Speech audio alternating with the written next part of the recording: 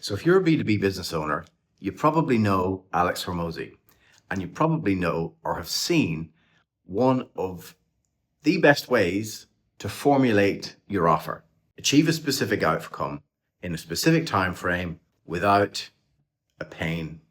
Yesterday's video, I broke down without sales calls.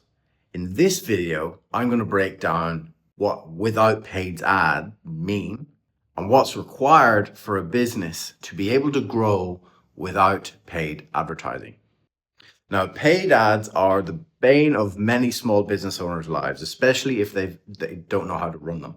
Because usually what's required is a low media budget of, say, less than $10,000.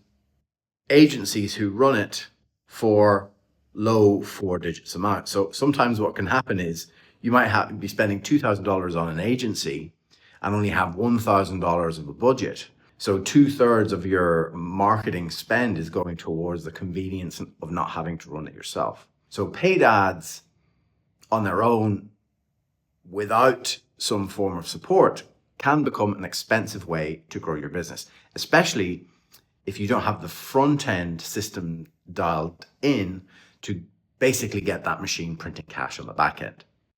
But if you're a business that wants to grow without paid ads, it is absolutely 100% possible. In this video, I'm going to walk through what you could potentially do and what trade-offs there are as it relates to your business and also your personality and how you like to do business. Now, one of the go-tos for many small business owners is going to networking events like Chamber of Commerce, B&I, BX, these types of things. And the reason these are so popular is because you're actually getting in the room with people. You're being able to spend time in person, getting to know someone who can then either refer work to you or do work with you directly. But the trade-off for someone who just wants to spend their time going around to networking events is it's very time intensive. So by the time you've gotten ready, headed out, got to the venue, done your networking, come home, a lot of events can be north of 2 hours. Now, some of these events can be really worthwhile. Imagine Golf, for example, that's a whole day event. And when you spend that much time with perfect strategic partner or a potential client, it really helps to accelerate the trust phase of a relationship. But if networking is not your thing, you're left with two options. You either do outreach on LinkedIn, a very effective and fast way to get to who you need to speak to. But if you're someone who does not like the rejection that comes with any form of outreach, this may not be the one for you. And the final option is content. Platforms like YouTube, LinkedIn, these are awesome for basically building trust at scale. You talk about something that you're an expert in multiple times over many, many months. And eventually what you're talking about will resonate with potential ideal clients.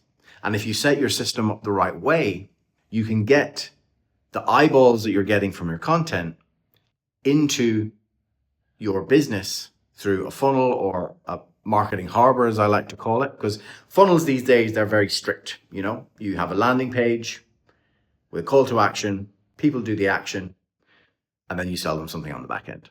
But a lot of people these days like to try multiple ways before they'll ever do business with someone. They might, look at your YouTube, they might look at your LinkedIn, consume some content over there. Maybe they'll go to a one-off event that you're hosting. All of these different things that you need to be mindful of when you're creating a system or an ecosystem towards building your business is important to remember. But if you're running your business without paid ads, just remember it requires some form of time effort on your part. Oftentimes a lot of time effort. So if you're someone who doesn't have the time or the bandwidth to do content, to do networking, to do outreach, then you may need to start considering running ads. Before you can do that, ironically, being able to do ads in-house, the starting point is being able to do lots of reps, creating content. So you can become comfortable on camera when you're doing videos like this one. Now, if you like this type of thing, this is part of my 30-day challenge where I'm waxing lyrical to camera every day in one take for 5 minutes, I then cut that down, take out all the dead silences, and you're usually left with a 4 to 5 minute video. If you want to follow along that journey, please do subscribe now. I'll see you in the next one. Bye.